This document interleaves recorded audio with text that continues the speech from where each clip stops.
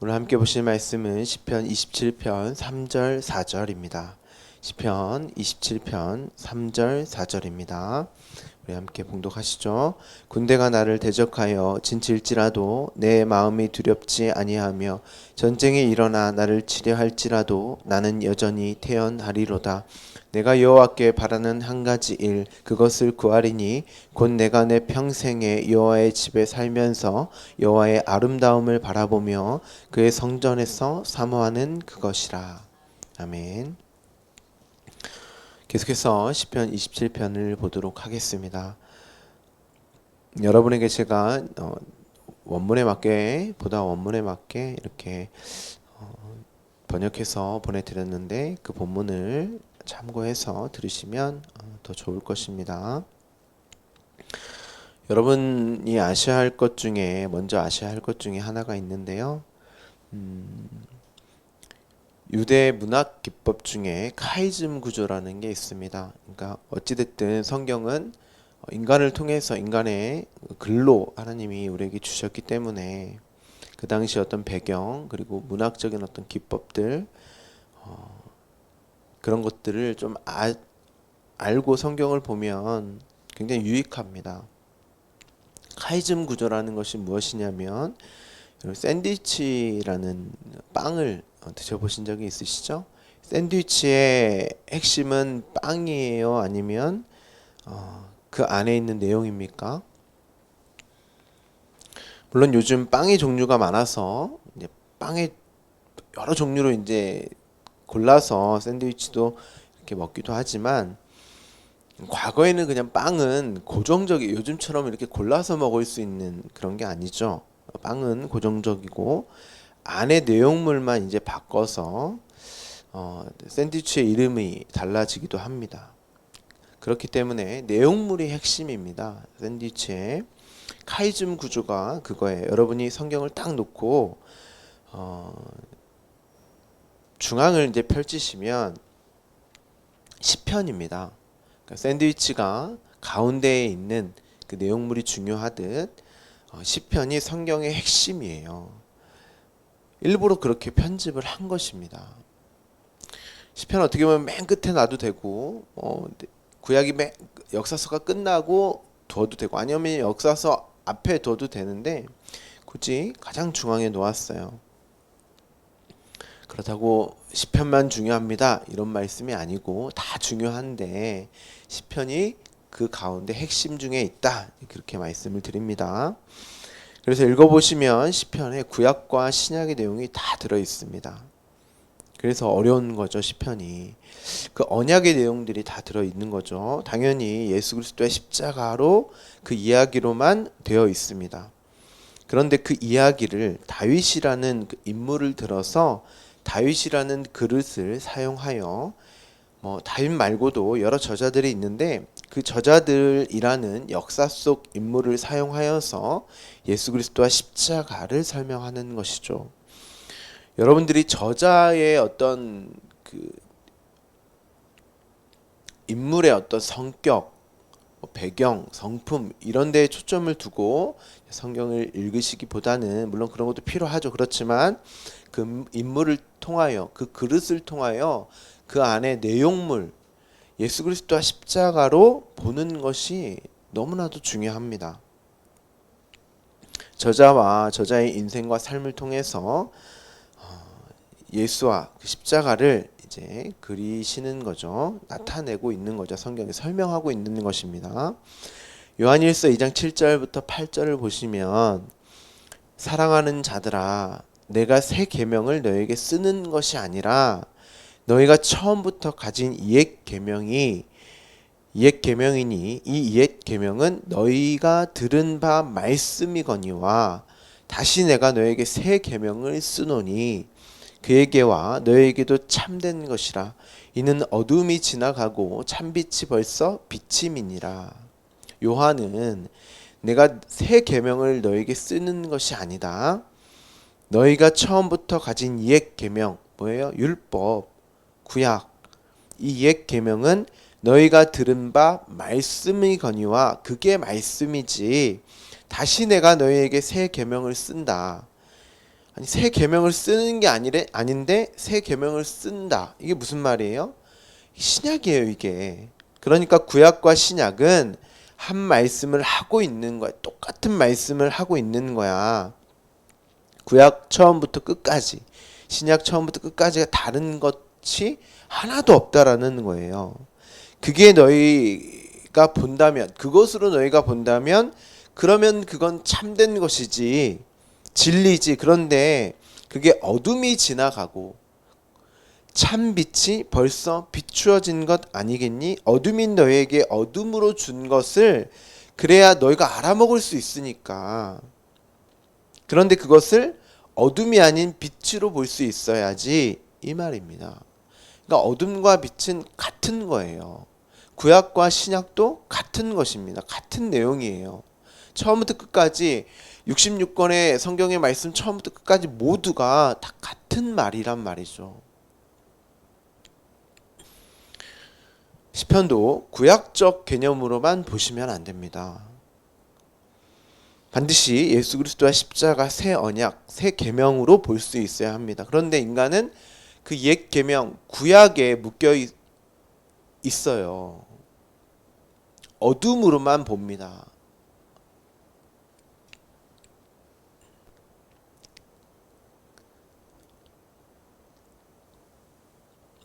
반드시 예수 그리스도와 십자가 새 언약, 새 계명으로 볼 수 있어야 합니다. 그런데 그게 다른 말로 주어진 게 아니라 똑같은 내용으로 줬다는 거죠. 그냥 헬라어 사전의 개념으로만 보시면 히브리적 개념, 히브리적 사고, 어떤 히브리적 배경, 또 헬라어 신약으로 가면 반드시 그때 당시 어떤 쓰여진 것이 아니라 또 구약적인 내용으로 신약을 봐야 되고 또 신약적인 내용으로 구약을 봐야 되는 거예요. 같은 이야기이기 때문에. 그런데 그게 쉽지가 않으니까 제가 여러분에게 이렇게 자세하게 설명을 드리는 것입니다. 우리는 1절과 2절을 통해서 여호와가 나의 생명의 안전한 장소이며 나의 빛과 구원인데 내가 누구를 두려워하며 무서워하겠느냐?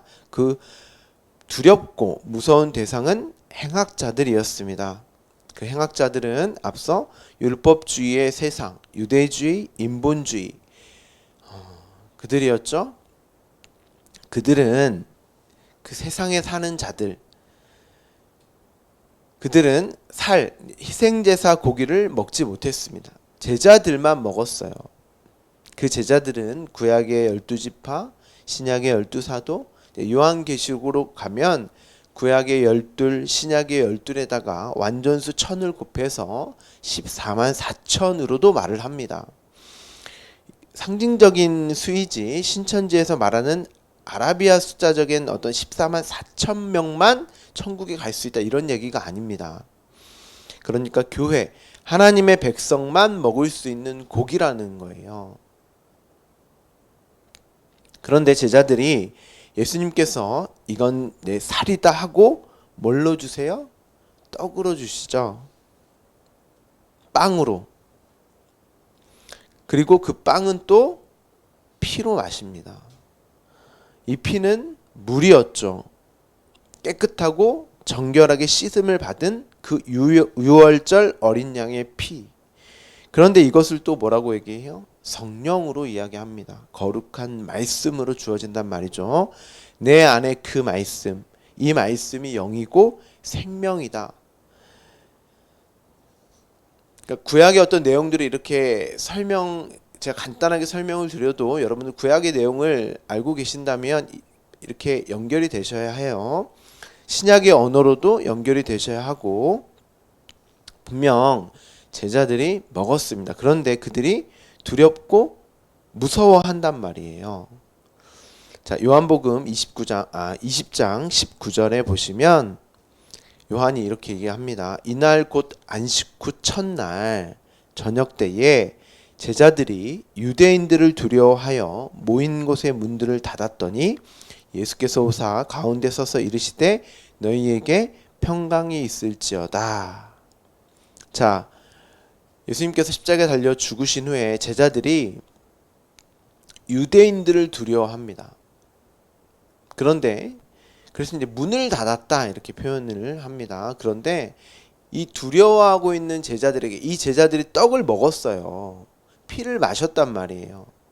그런데 유대인들을 두려워하여 무서워하고 있는 거예요. 그런데 그곳 가운데 예수님 찾아오십니다. 이들은 단순히 유대인들에 대한 두려움을 넘어 유대주의, 그 율법주의에 대한 두려움, 무서움이 있었던 거예요. 그래서 어디에서는 유대적인 것을 두려워했다 이렇게 말을 하기도 합니다.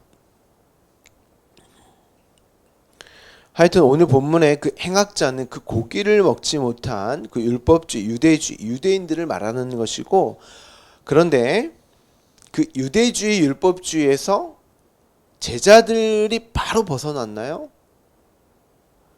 그럼 베드로 보세요. 여전히 그 유대주의, 율법주의에서 벗어나지 못했고, 사도 바울이 개척한 교회들 또한 신약의 시대잖아요. 그렇죠? 그 말씀이 또 주어진 그 교회의 시대 또한 율법주의에 사로잡혀 있기에 많은 문제들로 어려움에 처해야 하지 않습니까? 여러분 서신서를 보면 베드로도 그렇고 사도 바울이 개척한 그 교회들도 사도 바울한테 무지하게 혼납니다.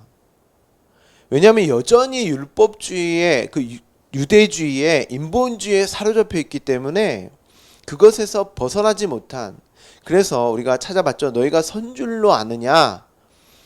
그 언약의 기둥에 똑바로 서 있는 거 맞아? 그렇게 보고 있는 거 맞아? 조심해 라고 이렇게 말을 합니다. 그러니까 1차적으로 나에 대항해서 걸려 넘어지는 대적들과 원수들, 그 율법의 행악자는 내 안에 있는 나인 거예요. 여러분에게 있어 걸려 넘어지게 하는 것은 나입니다. 나. 그 율법주의에 여전히 이 육에 갇혀 사는, 이 세상의 그 시선으로 보는, 그냥 그 표피로만 보는 내가 걸림돌인 거예요. 그리고 똑바로 서 있지 않는 나를 보게 하시기 위해서 주어지는 것이 또 내 밖의 것들인 것입니다. 그런데 그 내 밖에 있는 것들로 내 안에 걸림이 되죠. 그러니까 내가 걸림이 되는 거예요. 내 스스로가. 여러분은 성경을 읽으면서 혹은 세상의 어떤 악한 자들을 보면서 나는 저들과 달라 이렇게 생각을 하시면 안 돼요. 그들을 보면서 내 안에 대적들, 원수들을 볼 수 있어야 하는 거예요. 그래서 예수님도 가늠한 여인을 데리고 온 그들에게 죄 없는 자가 돌을 쳐라라고 말씀을 하십니다. 모두가 율법의 돌을 하나씩 들고서 그 여자의 죄를 드러내고 정죄하고 손가락질하고 있으면 나는 이 여자와 다르다는 것으로 나의 죄가 숨겨지게 될 거라고 생각을 했던 거예요. 그리고 나까지도 속일 수 있다는 것으로 생각을 했습니다. 그런데 예수님 앞에서는 모든 죄가 낱낱이 드러나기 때문에 하나님 앞에서는 가릴 수가 없어요. 모두가 하나님 앞에서는 죄인으로 드러나는 거죠. 그들이 가늠한 여인과 동일한 간음을 하고 있었다는 것이 밝혀지게 됩니다. 그런데 그들이 그 자리를 벗어나죠. 돌을 내려놓고 그 자리에서 벗어납니다. 여러분, 그들이 왜 뭐하러 갔을까요? 내가 죄인이구나. 내가 이렇게 살면 안 되는데. 내가 저 여자한테 돌을 던져서는 안 됐는데. 이렇게 반성하러 갔을까요? 아니에요.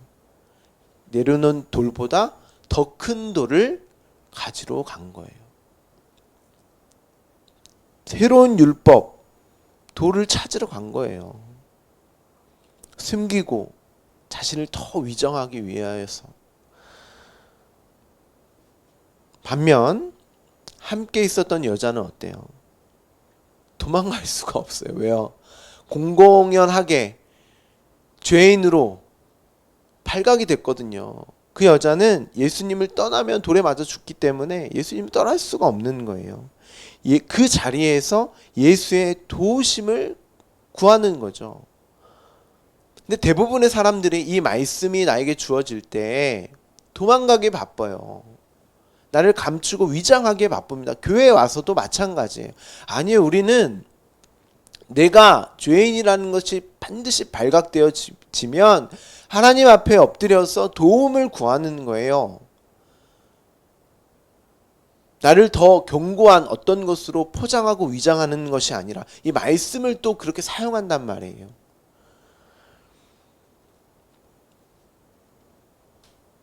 그 여자는 내 안에서나 내 밖에 누구에게도 걸림이 없어요. 숨길 수가 없거든요. 예수님이 아니면 그 여자는 율법의 돌에 맞아 죽습니다.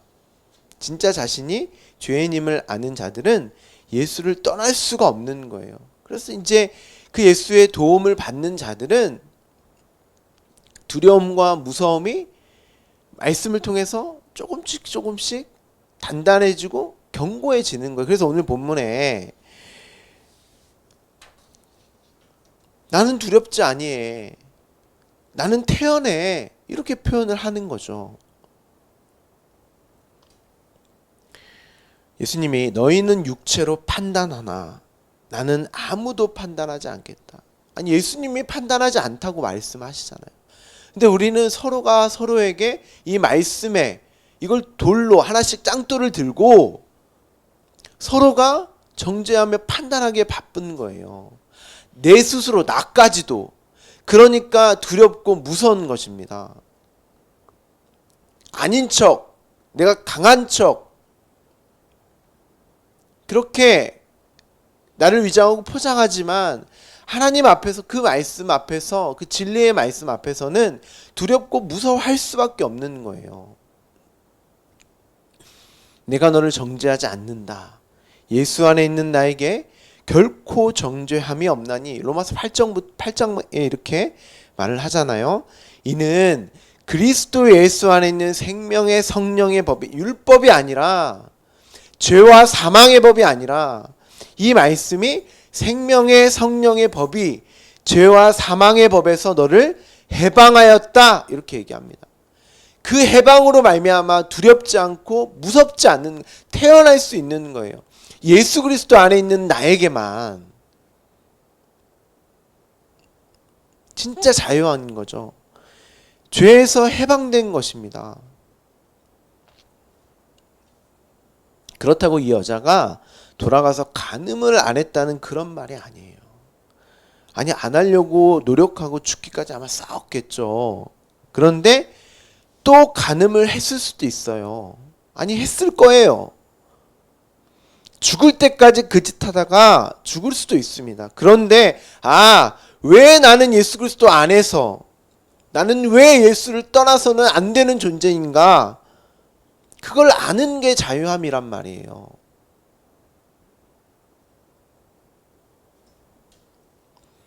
무서움으로 두려움으로 다쳤던 그들의 모인 곳에 예수가 찾아가셔서 40일 동안 또 가르치십니다.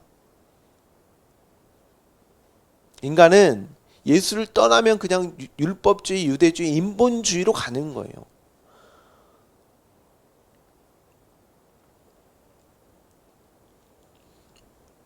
그런데 예수님이 십자가에 달리셔서 죽고 부활하셔서 제자들에게 다시 나타나셨는데, 가르치셨는데, 마태복음에 보면 뭐라고 표현하냐면 아직도 의심하는 자들이 있더라, 이렇게 성경이 말을 해요. 인간은 다 그렇다는 거예요. 왜냐하면 성령, 거룩한 말씀으로 그들 안에 거하지 않으면 죽은 자가 살아 돌아왔어도 믿지 않는 거예요. 말씀은 그렇게 믿어지는 게 아니에요, 여러분. 그러니까 예수님이 내 밖에 있으면 예수님까지도 두렵고 무서운 존재가 되는 거예요. 그 육적인 예수는 내가 늘 섬겨야 하고, 내가 좀 안 섬기면, 못 섬기면, 부족하면 그분이 나를 떠나시지는 않을까? 여전히 그 예수가 날 정죄하는 거죠. 그러면 그건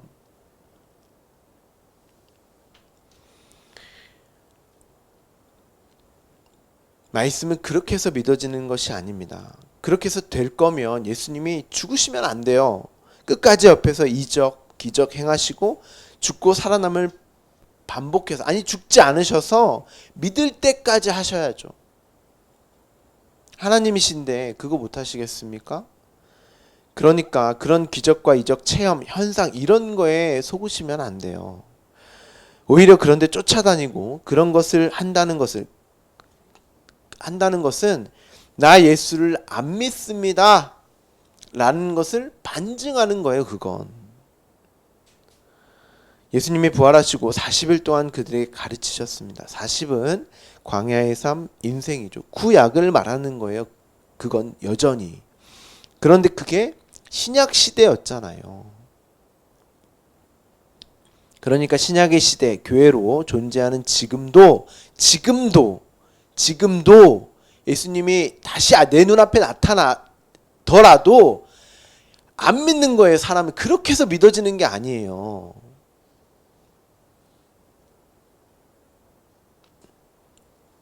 지금도 여전히 구약으로 그 말씀을 보고 믿지 못하는 자들이 수두룩한 것입니다. 그 말씀을 구약의 시대에도 신약의 그 말씀으로 아는 자들이 있는 것이고, 신약의 시대에도 구약으로 그렇게 알고 두렵고 무서운 그 구약의 그 율법의 저주 아래, 그 율법의 정죄에 두려움에 무서움에 떨고 있는 자들이 있는 거예요. 구약과 신약은 같은 말씀입니다. 그런데 이렇게 구약과 신약을 나누는 것은 그 십자가로 이루신 그 연합, 그 그리스도와의 연합은 하나님의 힘과 능력으로만 되어지는 그 영이 내 안에 들어와야만 하는 그 은혜됨을 설명하는 것이죠. 예수님이 승천하시면서 내가 세상 끝날 때까지 너희와 함께 있을 거야. 어떻게 해요? 너희 안에 거함으로, 말씀으로, 거룩한 영으로. 내가 하늘과 땅의 모든 권세를 너에게 줬어. 이렇게 말씀하세요. 그리고 그리스도의 영으로 그들을 찾아와서 자신들의 율법의 마음을 새로운 마음, 새 마음으로 바꿔 주셨고, 그 바꿔진 그 새 마음을 또한 새 마음으로 보게 하시기 위해서 여전히 율법의 두려움에 갇혀 그들로 그냥 놔두시고, 율법의 두려움에 갇힌 그들로 놔두시고, 그들이 쓰러지고 넘어지고 엎어질 때마다 예수님이 손 잡고 일으켜 세워주시면서 우리를 끌고 가시는 거예요. 그 과정이 전쟁이란 말이에요. 오늘 본문에서 뭐라고 합니까? 군대가 나를 대적하여 진칠지라도 나는 두렵지 않아. 전쟁이 일어나 나를 치려 할지라도 나는 여전히 태어나리로다. 이 말이 다윗이 많은 전쟁을 치렀으니까 그 전쟁 가운데서도 난 괜찮아, 두렵지 않고 무섭지 않고 나는 태어내, 그런 말이 아니에요.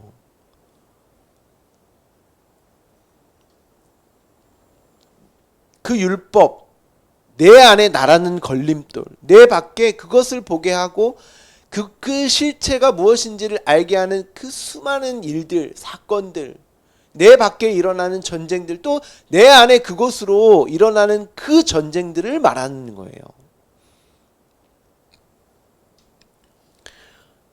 여러분의 인생이 다윗과 동일한 인생이잖아요. 그 여러분들도 그런 전쟁 속에 사는 거예요?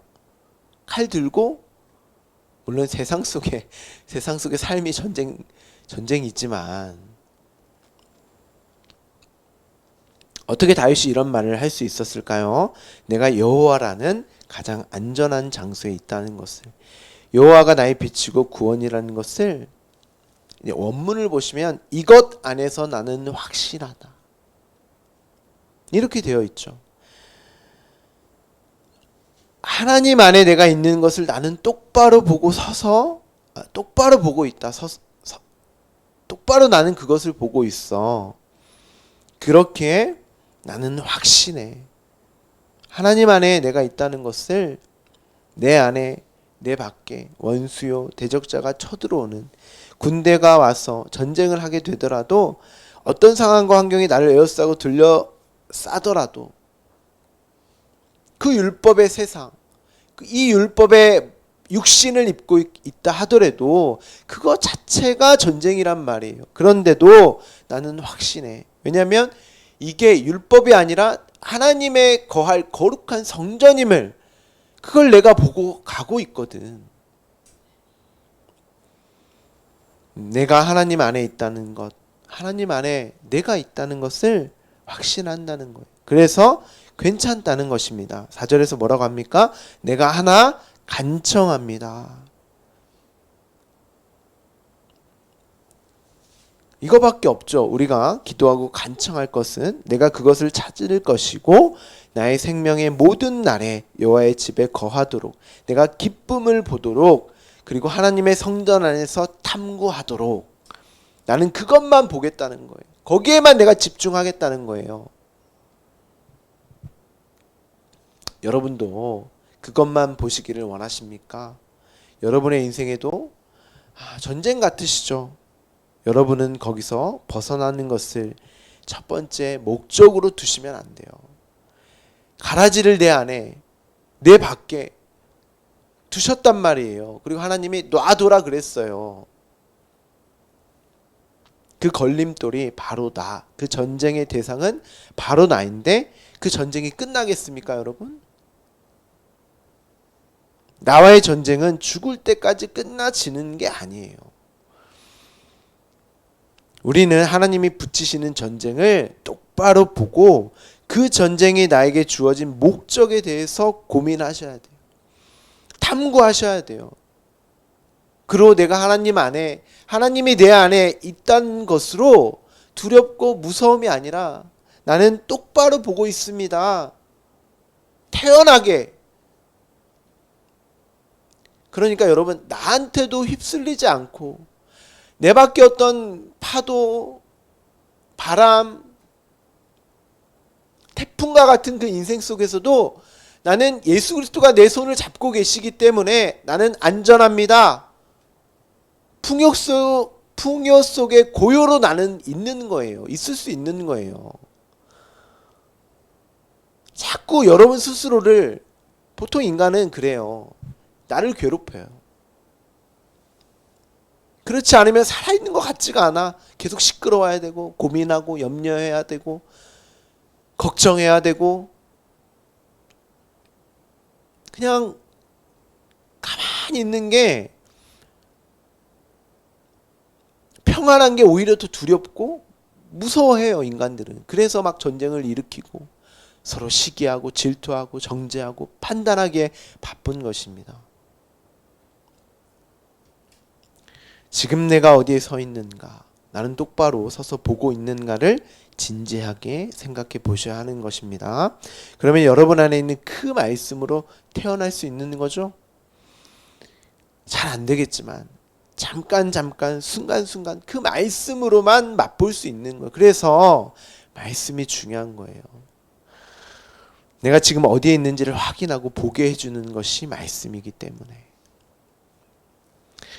제가 기독교란 무엇인가 다시 정리를 해서 다시 영상을 찍는데 어제 하루 왼종일이 걸리더라고요. 빨리 찍어서 올려드려야 되는데 어제 저도 쉬는 날인데 쉬지도 못하고, 하지만 정리를 하면서 또 제가 말씀을 전하면서 맞지, 이 말씀이 맞지. 오늘도 전쟁과 같은 나의 삶 속에 내 손을 붙드시는 예수 그리스도 그 말씀으로 은혜의 시간, 누림의 시간이 여러분에게 주어지기를 간절히 소망합니다. 우리 그 전쟁을 이긴 자로 오늘도 하나님의 응원을 받아서 그렇게 한번 오늘도 매일 주어지는 그 말씀으로 이긴 자로 그렇게 살아가기를 간절히 소망합니다. 기도하겠습니다.